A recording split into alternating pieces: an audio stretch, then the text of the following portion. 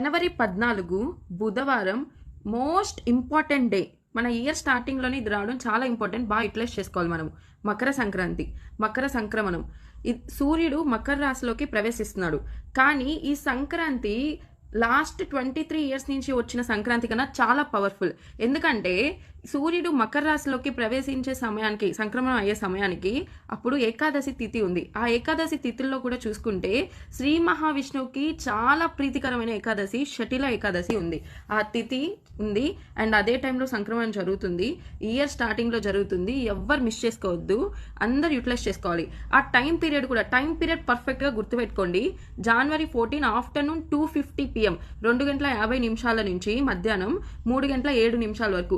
just ఈ 17 minutesలో మనం చేసే పూజకి కానీ ఏదన్నా చేసే దానానికి కానీ చాలా 1000 రెట్ల అని కూడా చెప్పక్కర్లేదు, 1,000,000 రెట్ల ఫలితం